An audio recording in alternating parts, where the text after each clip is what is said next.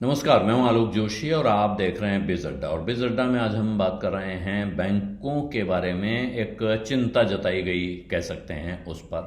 Reserve bank के deputy governor हैं स्वामीनाथन जानकीरामन। उनका कहना है कि बैंकों को ये सोचना चाहिए, इस पे विचार करना चाहिए, रिकंसिडर यानी पुनर्विचार करना चाहिए, दोबारा सोचना चाहिए कि क्या वो किसी ऐसे लेंडिंग कंसोर्टियम का हिस्सा उनको बनना चाहिए जो एनबीएफसी को कर्जा देता है और जिसमें कर्जा देने वालों की गिनती बहुत ज़्यादा है, यानी कि 40 तक की ये गिनती हो जाती है एक समय पे। और क्यों ऐसा करना चाहिए, क्यों रिकंसिडर करना चाहिए, ताकि वो जो जिन लोगों ने कर्जा लिया है, जिन कंपनियों ने कर्जा उठाया है, वो उस पैसे का क्या इस्तेमाल कर रही हैं, इस पर बेहतर तरीके से नज़र रखी जा सके। उनका कहना है कि ये आप अगर कहें कि साहब हम इसका नियम बना दें, यानी आरबीआई इसका नियम बना दे, तो वो शायद ठीक नहीं होगा। वो बहुत हाथ बांधने वाली बात हो जाएगी और शायद उससे समस्या का हल भी नहीं होगा। लेकिन जो कर्ज देने वाले लोग हैं, लेंडर्स हैं, ये एक समूह के तौर पर, ये आपस में मिलकर उनको ये विचार करना चाहिए कि आगे क्या रास्ता होगा जिस पे चल के स्टैंडर्ड्स अच्छे रहें और साथ में साथ इस पैसे की निगरानी हो सके, उस पर नज़र रखी जा सके कि वो कहीं गलत इस्तेमाल तो उसका नहीं हो रहा है, सही जगह जा रहा है। ये बात उन्होंने कही स्टेट बैंक ऑफ इंडिया की बैंकिंग एंड इकोनॉमिक्स कॉन्क्लेव में, जहां वो स्टेट बैंक ऑफ इंडिया के मैनेजिंग डायरेक्टर अश्विनी तिवारी के एक सवाल का जवाब दे रहे थे। अश्विनी तिवारी ने उनसे सवाल पूछा कि कुछ ऐसी एनबीएफसीज हैं, नॉन बैंकिंग फाइनेंस कंपनीज, जिन्होंने बहुत सारे बैंकों से, नॉन बैंकिंग कंपनियों से और यहां तक कि फिनटेक फर्म से भी एक साथ कर्जा ले रखा है। यानी ये सारे लोग उनको कर्ज देने वाले कर्जदाता हैं और उन्होंने उससे कर्ज ले रखा है। इस पे इसके जवाब में स्वामीनाथन ने एक ये बात कही और वहां गिनती यहां तक आई है। उनका कहना है कि साहब हमने ये भी नोटिस किया, कई बार 20 से लेके 40 तक लेंडर होते हैं किसी एक जगह, यानी लेंडिंग ग्रुप में। तो अगर आप इसमें एनबीएफसी से पूछेंगे भाई ऐसा क्यों हो रहा है, तो वो कह रहे हैं कि साहब जो बड़े बैंक हैं वो बड़ी लिमिट नहीं लेना चाहते हैं। बैंक्स कुल मिला के कि वो किसी एक कंपनी को ज़्यादा पैसा नहीं देना चाहते हैं, इसलिए बहुत सारे बैंक जुड़ जाते हैं, थोड़ा थोड़ा पैसा देते हैं ताकि उनका रिस्क बढ़ सके।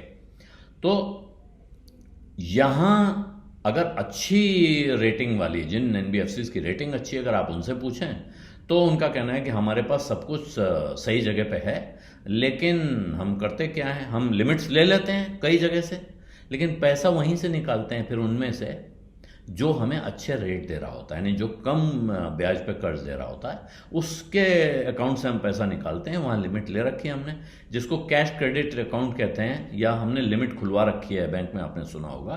तो कहते हैं हमने कई जगह से ले रखी है, लेते हैं हम किसी एक या दो जगह से जहाँ से हमें अच्छा रेट मिलता है।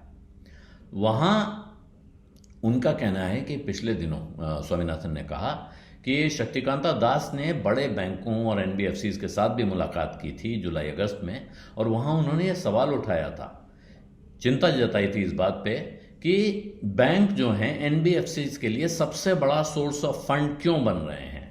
ये बात आरबीआई की जो ताज़ा रिपोर्ट कल इशू हुई है, trends and progress of banking in India, उसमें भी उठाई गई है। इसको इंटरकनेक्टेडनेस कह रहे हैं, जिसमें बैंक, एनबीएफसी और इससे जुड़ा हुआ पूरा सिस्टम ये आपस में इंटरकनेक्टेड हो रहा है।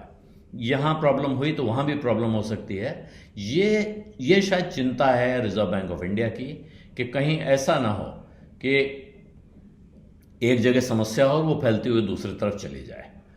और ये, लेकिन स्वामीनाथन का कहना है, उनको ये लगता है कि साहब बैंक भी ऐसा है कि वो ये नहीं चाहते हैं कि कोई कंपनी अचानक बड़ी हो रही हो, उसको ज़रूरत है, उसके साथ जुड़ने का मौका बैंक छोड़ दें। इसी वजह से बहुत सारे बैंक तमाम लेंडर ग्रुप्स में शामिल हो जाते हैं और इसीलिए ये थोड़ी चिंता की बात बन रही है, जिसको उन्होंने कहा ये लूज लूज गेम हो रहा है हर एक के लिए। विन विन गेम आपने खूब सुना होगा, यहाँ लूज लूज गेम है, क्योंकि वो कह रहे हैं कि रिस्क यहाँ मॉनिटर नहीं हो रहा है। जोखिम में अगर पैसा आ रहा है तो उसकी मॉनिटरिंग नहीं हो पा रही है, क्योंकि इतने ज़्यादा उसमें लेंडर हैं कि उसमें कौन नज़र रखेगा, कौन क्या करेगा, कहाँ से पैसा निकला, कहाँ गया। ये पोस्ट सेंक्शन मॉनिटरिंग जिसे कहते हैं, ये करना मुश्किल हो जाता है, क्योंकि हर एक को लग रहा है कि वो दूसरा देख रहा होगा, हमें क्या चिंता करने की ज़रूरत है। कर्जा तो 20 लोगों ने या 40 लोगों ने अगर कर्ज दे रखा है वो 40वां ये सोच रहे हैं कि बाकी 39 लोग इसका हिसाब रख रहे होंगे, अपने को क्या फिक्र करनी है। तो पिछले दिनों आरबीआई ने ऐसे काफ़ी कदम उठाए हैं जिसमें उसने एनबीएफसीज को दिए जाने वाले लोन या अनसिक्योर्ड लोन्स पर रिस्क वेटेज बढ़ाई है, और साथ में उन्होंने बैंकों को कहा है कि और पैसा सामने रखिए इन कर्जों के सामने, ताकि कोई अगर रिस्क पैदा हो रहा हो तो उसको मॉनिटर किया जा सके, उसको कंट्रोल किया जा सके। तो और ये बात फिर से कही है स्वामीनाथन ने। उन्होंने भी कहा है कि अपने जो रिस्क मैनेजमेंट फंक्शन हैं उनको टाइटन करिए, और उनको ख़ास तौर पे जिन कंपनियों को कर्जा दिया जा रहा है उनके बिजनेस मॉडल को देखकर और उसकी तसल्ली करने के लिए पूरा खुली छूट दीजिए, ताकि अगर कहीं कोई चिंता की बात है और वो उस पर सवाल उठाते हैं तो उसको एड्रेस किया जा सके, और ताकि आपको कहीं भी कोई समस्या होने से पहले उसकी चेतावनी मिल जाए, उसकी खबर मिल जाए।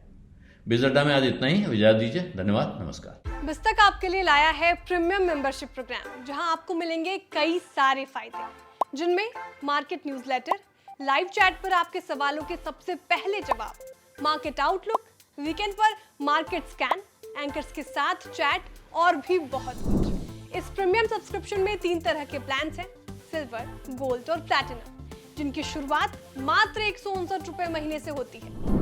इससे जुड़ना भी बेहद आसान है। बिस्तक के YouTube चैनल पर जाएं, ज्वाइन बटन पर क्लिक करें और अपना प्लान सिलेक्ट करें। बस बन गए आप हमारे प्रीमियम मेंबर।